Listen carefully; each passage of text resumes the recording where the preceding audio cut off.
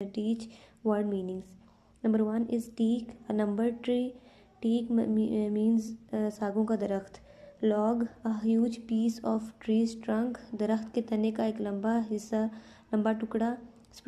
Sparse means light, हल्का फुल्का. Evidently, apparently, ज़ाहिरी तौर पर. Upheaval, sudden change, अचानक तब्दीली. Forage, search for food, खुराक के लिए तलाशी या तलाश. Succulent, full of juice, रसीली. Tether, to blind, tether means वो रस्सी जिससे जानवरों को बांधा जाता है. Fetters mean chains for ankles, टहनों के लिए जंजीरें. Shackled mean bound करना किसी को. Snagged mean jammed mean block करना. Vulnerable, weak, कमज़ोर. Prone mean lying down face, ऊंधे मुंह. And the last one is hoarse, rough sound मतलब खुरदीली आवाज़.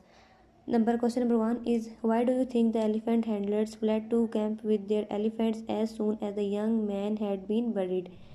आप क्या why do you think the मतलब आप क्यों सोचते हैं कि जो एलिफेंट का हैंडलर था वो कैंप से बाकी हाथियों के साथ क्यों भाग गया जैसे ही जवान आदमी को दफनाया? They thought that the spirit of the young dead man shall come back for revenge. उन्होंने सोचा कि जवान आदमी की रूह वापस आएगी बदले के लिए. Question number 2 is, why was the shudok flying in the air with the tip of her trunk? शुडॉक जो कि एलिफेंट था उसने क्यों अपने ट्रंक जो अपना तना था उसकी टिप के साथ हवा को झोंका दिया. She was trying to sniff the smell of her handler, वो अपनी हैंडलर की स्मेल को स्निफ महसूस करने की कोशिश कर रही थी. Next question is, when the Sinox answered just a precaution in para 3, what do you think he was thinking might happen if he did not tie the elephant up so securely? जब सिनॉक ने answer किया para 3 में जो एक line mention है just a precaution, सिर्फ एक एहतियात, तो आप क्या सोचते हैं कि वो क्या सोच रहा था कि अगर उसने एलिफेंट को टाई नहीं किया सही से मतलब हिफाजतन उसको नहीं बांधा तो क्या हो सकता है? He thought that due to restlessness the elephant would harm somebody, उसने सोचा कि बेचैनी की वजह से हाथी किसी को नुकसान पहुंचाएगा. Next question is, when the story teller heard a thing fragile sound in para number 5, what was the sound and what was the significance? जब स्टोरी टेलर ने एक ये टर्म जो है टिंग सुनी पैरा नंबर 5 में मेंशन है, तो क्या ये कौन सी आवाज़ थी और इसकी क्या अहमियत है? It was the sound of tinkling bells tie around the Shudoc neck. Shudoc हाथी उसकी गर्दन के गिर्द जो रस्सी बांधी हुई थी उसकी ये बेल थी. It showed that the elephant was free and coming near, इससे ये पता चला, ये जाहिर होता है कि हाथी आज़ाद था और करीब आ रहा था. Question number 5 is, in para 7 why do you think the elephant stopped and lowered her head? Para number 7 में आप व्हाई डू यू थिंक, आप ये क्यों सोचते हैं कि एलिफेंट जो है वो रुका और उसने अपनी ही गर्दन नीचे की? Shudoc selecting a point to hit the heart, Shudoc एक जगह सेलेक्ट कर रहा था कि वो हर्ट को हिट करे. When the Sinox saw the footprint, he cried out in a hoarse, trembling shout. What does this phrase tell you about he was feeling? जब सिनॉक ने देखे पाँव के निशानात तो वो एक खुदरीली चीखती हुई आवाज़ में चिल्लाया. इस फ्रेज़ का क्या मतलब है कि वो क्या फील कर रहा था? Answer is, he was very frightened, वो बहुत खौफजदा था. Use dictionary to find different meanings of bolt के डिफरेंट मीनिंग बताएं डिक्शनरी यूज़ करते हुए. Screw, bunch, lock to move suddenly and quickly to lock with bolt. Question number 8 is, write sentences on bolt पे sentences लिखें. The carpenter was carrying nuts and bolts, he bought a bolt of clothes for home. The bolt of door is broken down, he shot a bolt from his crossbow. Okay, topic number 2 is Makka. सबसे पहले हम इसके word meanings देखेंगे. Vet, what is vet? Animals doctor, जानवरों का doctor. Laceration, wound mean जख्म. First mean protest mean एहतजाज करना. रिपेलेंट, पुशिंग अवे, किसी चीज़ को पुश करना. क्रीक, अ स्मॉल स्ट्रीम, एक छोटी नदी. एंड सेपरेट मीन्स पर्स, तो सेपरेट मीन्स तकमील शुदा. Okay, next question number 1 is, what is the another name of English vet and why it was given? English vet का दूसरा नाम क्या है और इसको ये क्यों दिया गया? Elephant Bill is an another name of English wait.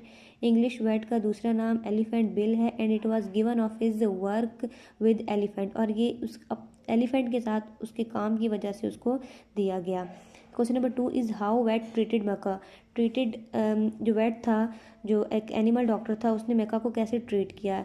He dressed Makka wounds daily for 3 weeks. 3 हफ्तों तक वो मक्का के जो ज़ख़म थे उनको देखता रहा, उसकी देखभाल करता रहा। When she was sufficiently healed, जब वो मुकम्मल तौर पर ज़ख़म भर चुके, he sent her back to camp, उसने वापस उसको कैंप में भेज दिया। Question number 3 is what instructions were given to the Makka's healer.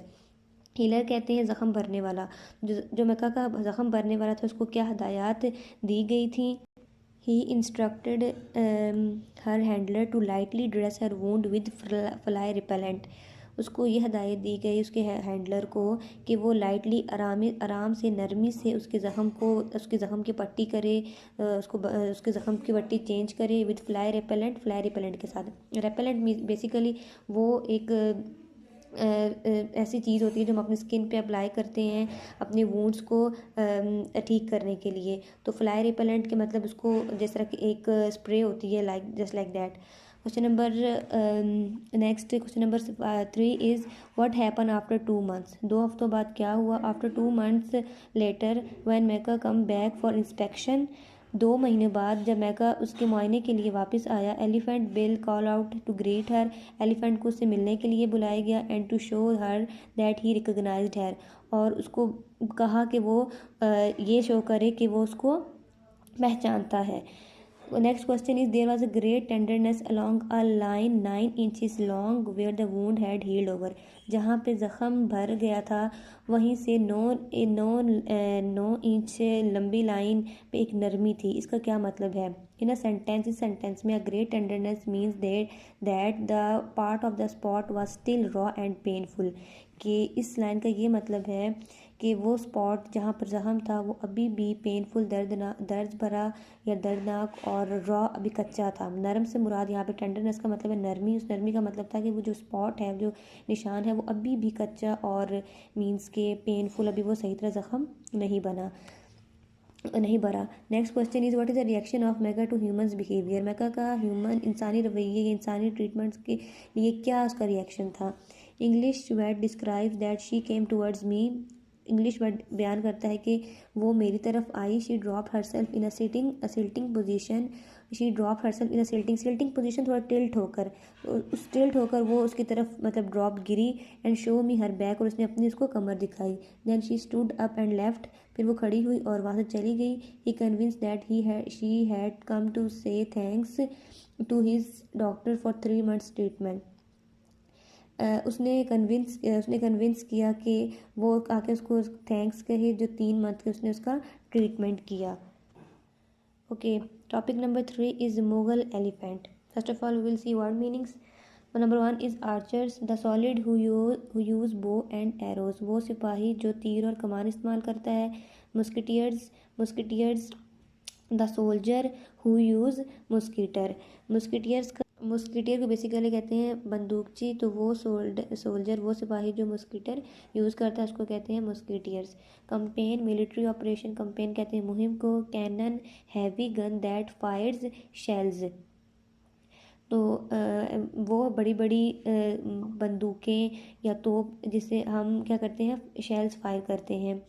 Number 5 is armour, protective clothing for soldiers. हिफाजती कपड़े सिपाहियों के लिए जो होते हैं उसको हम आर्मर्स कहते हैं। Next question is write down 5 more battle words use in dictionary.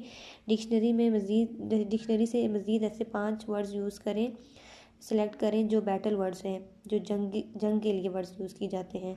Number 1 is generals, number 2 is troops, number 3 is attack, number 4 is soldiers and number 5 is foot soldiers. Okay, next is word sentences. Number 1 is generals. General Qamar Javed Bajwa is the 10th chief of Pakistan Army. Number 2 is troops. The troops refused to obey the commands. Number 3 is attack. Pakistan Army attacked on India. The last one is soldier. The soldier occupied the building. Number 1 जो है इसका हम उर्दू में देखते हैं जो meaning. General Qamar Javed Bajwa जो Pakistan army के 10वें चीफ हैं। The troops refuse to obey the commands. फौजियों ने कमांड के हुक्म की तामील करने से मना कर दिया। Pakistan army attacked on India, Pakistan army ने इंडिया पे हमला किया। The soldier occupied the building, फौजियों ने बिल्डिंग पर इमारत पर कब्जा किया।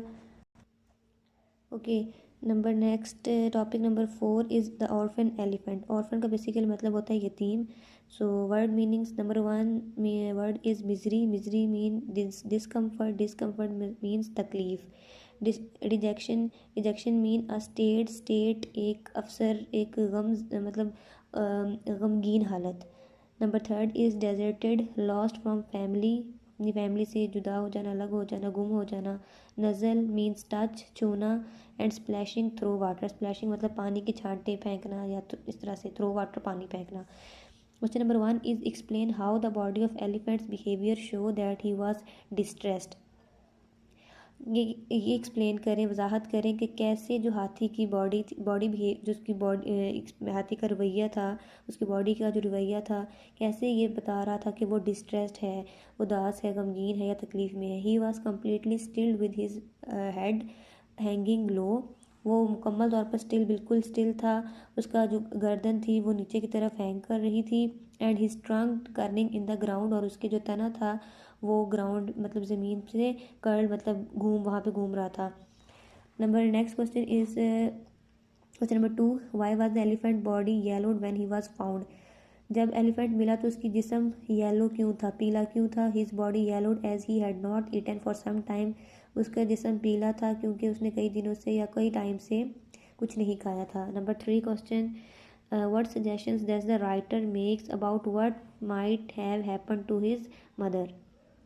कौन से सजेशन राइटर्स ने लिखी हैं कि व्हाट माइट हैव, उसकी माँ के साथ ऐसा क्या हुआ था।